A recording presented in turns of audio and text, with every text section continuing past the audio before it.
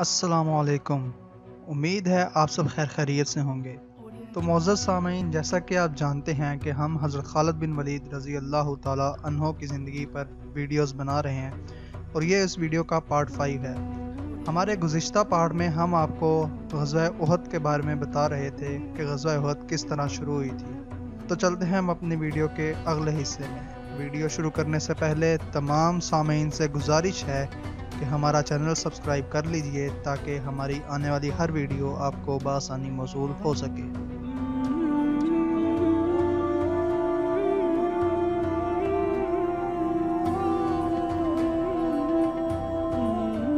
پھر قریش کے متعدد آدمی باری باری للکارتے ہوئے آگے بڑھے، مجاہدین کے مقابلے میں مرتے گئے۔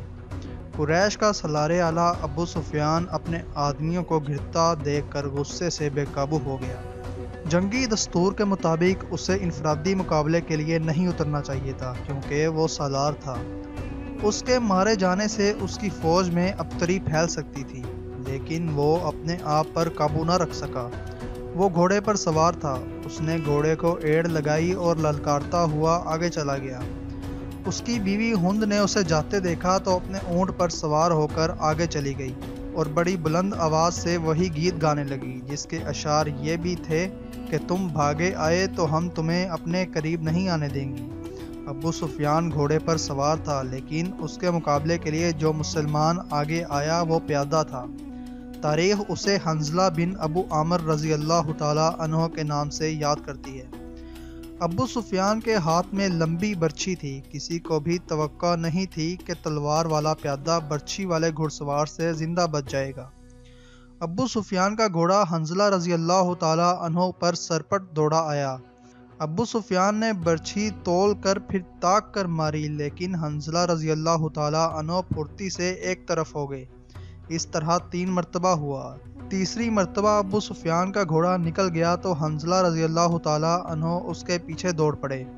گھوڑا رک کر پیچھے کو مڑا تو حنظلہ رضی اللہ تعالیٰ عنہ اس تک پہنچ چکے تھے۔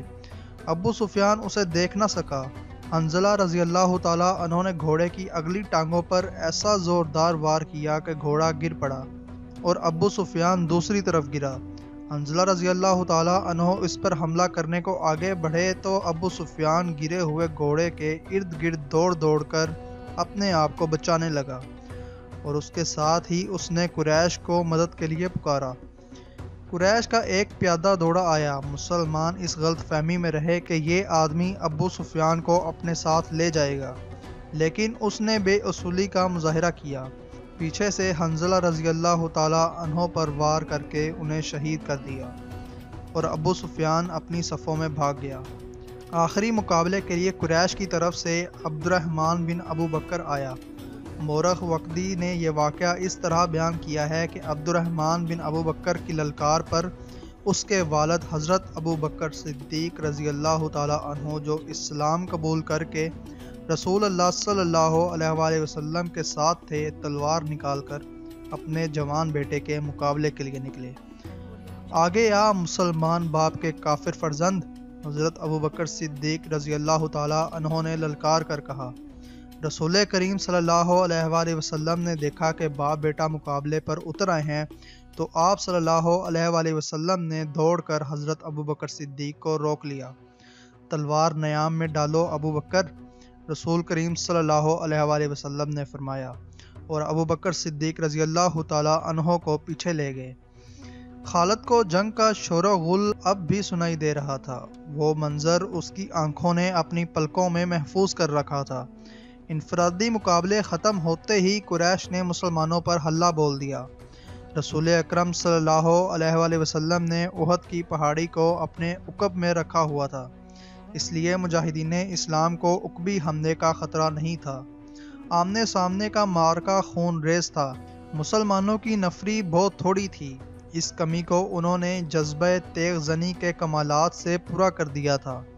اگر قریش کو نفری کی افراط حاصل نہ ہوتی تو وہ مسلمانوں کے آگے نہیں ٹھہر سکتے تھے۔ وہ نفری کے زور پر لڑ رہے تھے۔ خالد کی نظر رسول کریم صلی اللہ علیہ وآلہ وسلم پر تھی۔ آپ صلی اللہ علیہ وآلہ وسلم ایک پہلو پر تھے۔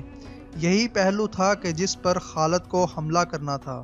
اب کہ اس نے اپنے سواروں کو یہ حکم دیا کہ وہ گھوڑوں کو سرپٹ دوڑاتے تنگ راستے سے آگے نکل جائیں اور مسلمانوں کے پہلو پر حلہ بولیں، مگر عبداللہ بن جبیر رضی اللہ تعالیٰ عنہ کے 50 تیر اندازوں نے سواروں کو اس طرح پسپا کر دیا کہ وہ چند گھوڑے اور زخموں سے کراہتے ہوئے گھڑ سواروں کو پیچھے چھوڑ گئے۔ مارکا عروج پر تھا، صرف ایک آدمی تھا جو لڑ نہیں رہا تھا۔ وہ میدان جنگ میں برچھی اٹھائے یوں گھوم پھر رہا تھا جیسے کسی کو ڈھونڈ رہا ہو۔ وہ وحشی بن حرب تھا۔ وہ حمزہ رضی اللہ تعالیٰ عنہ کو ڈھونڈ رہا تھا۔ حمزہ رضی اللہ تعالیٰ عنہ کو قتل کرنے کے اس کے لیے 2 انعام تھے، ایک یہ کہ اس کا آقا اسے آزاد کر دے گا، اور دوسرا ابو سفیان کی بیوی ہند کے وہ زیورات جو اس نے پہن رکھے تھے۔ اسے حمزہ رضی اللہ تعالیٰ عنہ نظر آ گئے۔ وہ قریش کے ایک آدمی صبا بن عبد العزا کی طرف بڑھ رہے تھے۔ عرب میں رواج تھا کہ ختنہ عورتیں کیا کرتی تھیں۔ مورخ ابن ہشام کے مطابق اسلام سے پہلے ہی عربوں میں ختنہ کا رواج موجود تھا۔ حمزہ رضی اللہ تعالیٰ عنہ نے جس صبا کو للکارا تھا اس کی ماں ختنہ کیا کرتی تھی۔ ختنہ کرنے والی کے بیٹے حمزہ رضی اللہ تعالیٰ عنہ نے للکارا، ادھر آ اور مجھے آخری بار دیکھ لے۔ صبا بن عبد العزا حمزہ رضی اللہ تعالیٰ عنہ کی طرف بڑھا۔ غصے سے اس کا چہرہ لال تھا۔ وہ تلوار اور ڈھال کی لڑائی کا ماہر تھا۔ حمزہ رضی اللہ تعالیٰ عنہ بھی کچھ کم نہ تھے۔ دونوں ایک دوسرے کے قریب آئے اور ایک دوسرے پر وار کرنے لگے۔ دونوں کی ڈھالیں وار روک رہی تھیں۔ وہ پینترے بدل بدل کر وار کر رہے تھے، لیکن ڈھالیں تلواروں کے رستے میں آ جاتی تھیں۔ اس وقت وحشی بن حرب جھکا ہوا آہستہ آہستہ ان کی طرف بڑھ رہا تھا۔ اسے زمین اور جھاڑیوں نے اونٹ دے رکھی تھی۔ حمزہ رضی اللہ تعالیٰ عنہ اپنے دشمن کی آنکھوں میں دیکھ رہے تھے، صبا کے سوا انہیں کچھ بھی نظر نہیں آ رہا تھا۔ وحشی ان کے قریب پہنچ گیا۔ برچھی نشانے پر پھینکنے کا وہ ماہر تھا۔ وہ اتنا قریب ہو گیا جہاں سے اس کی برچھی خطا نہیں جا سکتی تھی۔ وہ اٹھ کھڑا ہوا اور برچھی کو ہاتھ میں تولا، پھر اسے پھینکنے کی پوزیشن میں لایا۔ حمزہ رضی اللہ تعالیٰ عنہ نے صبا پر یکے بعد دیگرے تیزی سے 2-3 وار کیے۔ آخری وار ایسا پڑا کہ حمزہ رضی اللہ تعالیٰ عنہ کی تلوار صبا کے پیٹ میں اتر گئی۔ حمزہ رضی اللہ تعالیٰ عنہ نے تلوار اس کے پیٹ سے اس طرح نکالی کہ اس کا پیٹ اور زیادہ پھٹ گیا، اور وہ حمزہ رضی اللہ تعالیٰ عنہ کے قدموں میں گر پڑا۔ حمزہ رضی اللہ تعالیٰ عنہ ابھی سنبھلے ہی تھے کہ وحشی نے ان پر یوں طاقت سے برچھی پھینکی۔ فاصلہ بہت کم تھا۔ برچھی حمزہ رضی اللہ تعالیٰ عنہ کے پیٹ میں اتنی زیادہ اتر گئی کہ اس کی انی حمزہ رضی اللہ تعالیٰ عنہ کی پیٹھ سے آگے نکل گئی۔ حمزہ رضی اللہ تعالیٰ عنہ گرے نہیں، انہوں نے ادھر ادھر دیکھا، انہیں وحشی دکھائی دیا۔ حمزہ رضی اللہ تعالیٰ عنہ برچھی اپنے پیٹ میں لیے ہوئے وحشی کی طرف بڑھے۔ وحشی جہاں کھڑا تھا وہیں کھڑا رہا۔ حمزہ رضی اللہ تعالیٰ عنہ 4-5 قدم چل کر گر پڑے۔ وحشی ان کے جسم کو ہلتا جلتا دیکھتا رہا۔ جب جسم کی حرکت بند ہو گئی تو وحشی ان تک آیا۔ وہ شہید ہو چکے تھے۔ وحشی نے ان کے جسم سے برچھی نکالی اور چلا گیا۔ اب وہ ہند اور اپنے آقا جبیر بن مطعم کو ڈھونڈنے لگا۔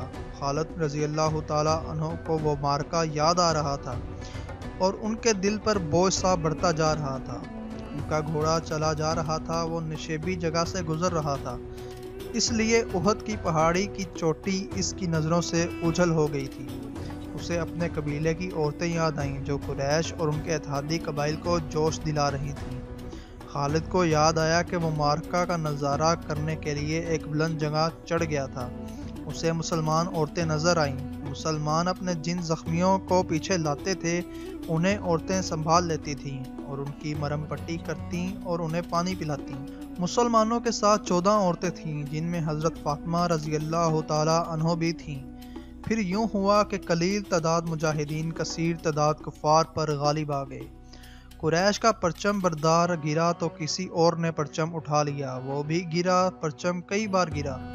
آخر میں ایک غلام نے پرچم اٹھا کر اونچا کیا، لیکن وہ بھی مارا گیا۔ پھر مسلمانوں نے قریش کو پرچم اٹھانے کی مہلت نہ دی۔ قریش کے جذبے جواب دے گئے۔ تو معزز سامعین، ہم آج کی اپنی ویڈیو یہیں پہ اختتام پذیر کرتے ہیں۔ امید ہے آپ کو ویڈیو پسند آئی ہوگی۔ اگر آپ کو ویڈیو پسند آئی ہے تو ویڈیو کو لائک کر دیجئے اور ہمارا چینل سبسکرائب کر دیجئے تاکہ ویڈیو کا اگلا پارٹ آپ کو وقت پر مل جائے۔ تو ملتے ہیں ہم اپنی اگلی ویڈیو میں، تب تک کے لیے اللہ حافظ۔